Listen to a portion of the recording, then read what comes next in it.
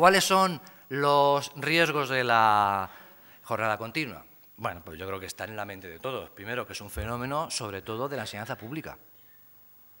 Es decir, podría ocurrir que incluso hubiera un trasvase, ¿no?, de cierto tipo de familias desde los centros públicos, mayoritariamente con jornada continua, a los centros privados y concertados que mayoritariamente tienen la jornada partida. Es decir, que eso es un riesgo en el cual podríamos incurrir. Si ya habitualmente el tipo de escuela pública, privada o concertada son líneas de divisoria social, especialmente en ciertas comunidades autónomas, pues con esto todavía acentuaríamos más la división en redes sociales y redes de escolarización.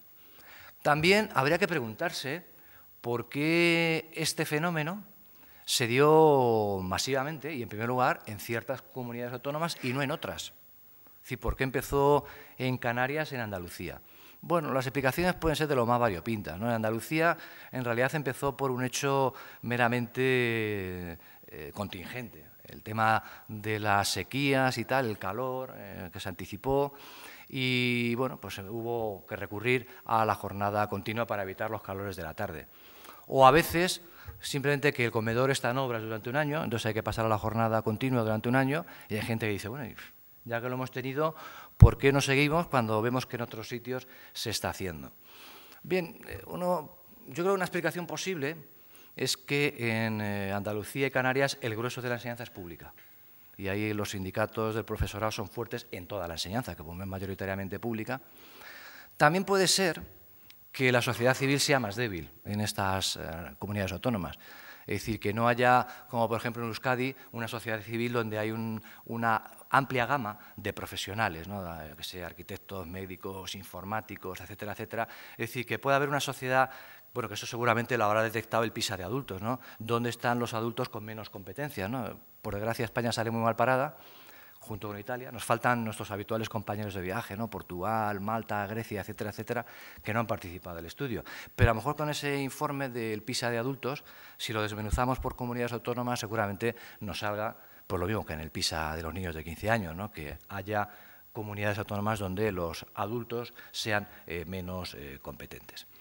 Y lo último, pues es lo que también apuntaba antes, ¿no?, que el riesgo de que el alumno de menor estatus socioeconómico pueda verse perjudicado por la concentración horaria, es decir, tener unas tardes libres sin una estructuración de actividades que realizar, pues puede ser mortal. Esto ya lo sabemos, por ejemplo, con las vacaciones del verano. Es decir, las vacaciones del verano de este país son muy largas. Bueno, digo yo que mi opinión es que son muy largas. Bueno, o el objetivo, son algo más de 2 meses, ¿no? Ni larga ni corta, son algo más de 2 meses. Y ahí sabemos que hay una división muy fuerte entre las familias que pueden costear actividades para los niños, campamentos, el irse a aprender idiomas o lo que sea, y los que se quedan en su zona de residencia, ¿verdad?, que a veces los poderes públicos organizan campamentos y tal, pero tal, con la que está cayendo, pues parece difícil que eso se pueda mantener. Bien, ¿y qué hacer? Sí, bueno, ¿qué cosas vamos a hacer?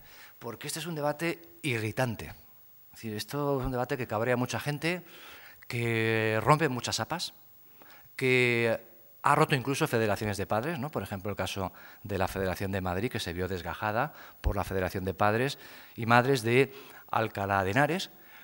Lo que yo creo que está muy claro es que aquellas familias que desean la jornada continua para sus hijos tienen un interés legítimo. Y no tenemos por qué preguntarles por qué quieren una jornada u otra.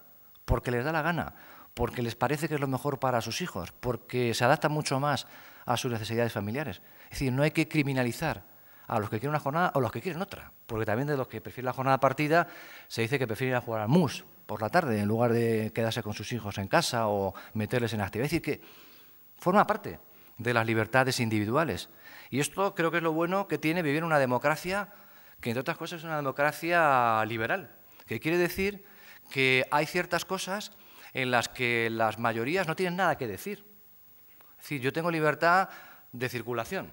Puedo irme ahora a Burgos, a Bilbo, donde me dé la gana, y nadie tiene que interferir en a dónde me muevo. O me puedo casar con esta persona, sea de un sexo u otro, porque me da la gana y no someto a votación con quién me caso o dónde busco mi residencia. Es verdad que luego hay elementos que tenemos que decidir en común, ¿no? Por ejemplo, ¿dónde ponemos una estación de metro? Y claro, eso condiciona tu vivienda. Claro, todo el mundo quiere una estación de AVE en la puerta de su casa, pongamos por caso.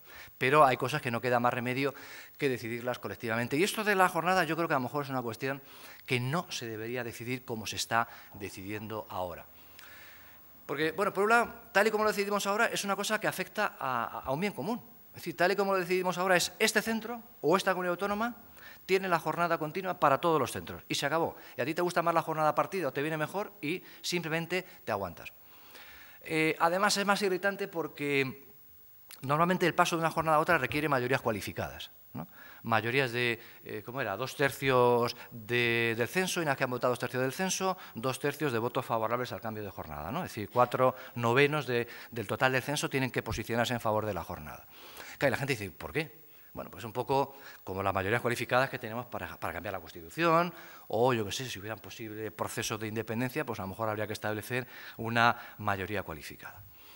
Otra cuestión muy importante es quién debe regular la jornada. Si, como hasta ahora, cada centro, la administración, y si es la administración, ¿cuál? Es decir, si la administración municipal, si la administración autonómica o incluso la administración estatal, aunque, bueno, como ya la administración estatal no tiene competencias, salvo Ceuta y Melilla, supongo que, pese a este proceso de recentralización que se está viviendo, creo que esto no llegaría a manos del ministro de Educación. Y tal y como están las cosas, hasta ahora, tiene difícil solución. Sí, se podía, a lo mejor, en los barrios nuevos, planificar que hubiera ya centros con jornada continua y centros con jornada partida. Pero, claro, yo me voy a Madrid y me echo a temblar, porque los nuevos barrios, cuando se construían nuevos barrios, porque ahora ya no se construye nada, pues, por ejemplo, se construyen 5 centros, pero 4 son concertados y 1 público. ¿Hacemos apuestas sobre cuál sería el centro de esos 5 que tendría jornada continua? Bueno, estarían los dados trucados. Pero, y pensando en estos días, y por eso me alegra mucho que se me haya invitado a venir aquí y reflexionar de nuevo sobre el tema, creo que cabría una solución que tiene muchos problemas, pero que sería una solución que permitiría que todo el mundo diera su opinión. Y es, vamos a ver, yo me pongo un poco en la situación que tengo yo, ¿no? Es decir, que hay, bueno, más o menos la que tengo yo. Hay 3 centros públicos, no entro en los conceptos, además, voy a imaginar que solo hay centros públicos, o bueno, solo centros estos, el centro 1, el centro 2 y el centro 3, y que son delineados, ¿no? Es decir, que tiene 2 grupos, el grupo A con 25 y el grupo B con 25 alumnos. Y lo que ocurre es que a la hora de que las familias elijan un centro, que elijan no solo el centro, sino que elijan el tipo de jornada. De tal manera, que es lo que pongo aquí, el ejemplo que planteo es, el centro 3, por ejemplo, lo desdeño porque me pilla muy lejos. Es decir, tenga jornada continua, tenga jornada partida, no me gusta. No me gusta porque está muy lejos. Tendría que ir en coche o alquilar un taxi, no me merece la pena. Pero me gusta más el 1 porque está más cerca y me gustaría más si tuviera jornada continua. Entonces se podían ir agrupando las peticiones del público de tal manera que cuando llegamos a 13 peticiones, es decir, 12 más 1, la clase del grupo A tendría jornada continua o jornada partida si hubieran sido 12 más 1 los que hubiesen pedido la jornada partida. ¿Qué hacemos con el siguiente? Pues lo mismo. En el momento que lleguemos a 25 más la mitad de 25 más 1, es decir, 38, si hay 38 personas que piden la jornada continua, pues ese centro tendría las 2 aulas en régimen de jornada continua. ¿Y esto qué permite? Pues que cada cual elija el tipo de jornada que más le conviene, pero sobre todo permite una cosa muy importante, que es lo de la reversibilidad. ¿Qué ocurre si no me gusta? Pues si no te gusta, tienes la posibilidad de irte a otro centro donde tenga un aula con la jornada que a ti más te convenga. Tiene otra ventaja, y es que nos evitamos el disgusto de las reuniones de las asociaciones de padres, la pelea. Bueno, esto implicaría que las familias, según llegan al centro, a lo mejor recibirían alguna información. Bueno, por lo que digan los centros. Los centros ahí tendrían que ser neutros, decir, bueno, pues hay un debate, hay ciertas posiciones, infórmese usted. O a lo mejor el APA tendría que hacer una asamblea para los padres que en la visita esta que hacen al centro para decidir si matriculan o no a su hijo en el centro, pues adelante. Porque la impresión que yo tengo cuando he sido invitado por los centros a hablar es que es un tipo que va a fastidiar. Es decir, que la impresión que yo creo que transmito es que estoy echando la bronca a los partidarios de la jornada continua. Que les estoy diciendo es que no os enteráis. Os están engañando y no os enteráis. Entonces yo creo que eso tiene algo de irritante. No es que lo diga, pero yo creo, tratando de explicar un poco el cabreo que generan estos debates, porque incluso una de ellas que me tuve que ir, o sea, que es que era una cosa, era una descalificación. O sea, bueno, decir, bueno, a ti te han pegado, vienes aquí a contar lo que te dé la gana, o nos cuentas una película. Decir, bueno, pues no sé, yo en esas condiciones creo que no es posible el debate. Por tanto, esto a lo mejor podría ser una solución. Ahora veremos cómo reacciona el público. Trataré de escribir sobre ello, porque a lo mejor esto podría... Hombre, es verdad, nos lo he dicho también, ¿no?, que hay problemas.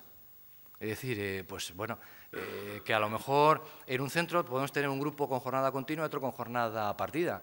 ¿Cuál sería el profesor que elegiría el grupo de jornada continua?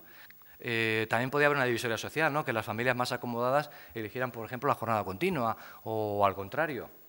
O, yo qué sé, el tema de la ruta. Es decir, ¿el autobús cuándo sale? ¿De vuelta? ¿A las 2 o a las 4? Pues le pinchamos las ruedas al autobús para que salga a las 4. Es decir, que, en fin, hay problemas que habría que hablar a lo mejor con los secretarios de los centros para ver cómo se podría articular esto, porque si ya el horario es un encaje de bolillos, si además le añades esto, pues más problema. ¿Cuál es el golpe en la cabeza que me he dado? Pues que creo que es muy importante el tema de la jornada, mucho más de la importancia que yo le había concedido. A mí me parecía un tema tangencial, porque también es cierto que en la investigación educativa esto no aparece apenas. Entonces yo creo que mi error ha sido un error intelectual. Es decir, esto no está en los papeles, pero está en la preocupación de la gente.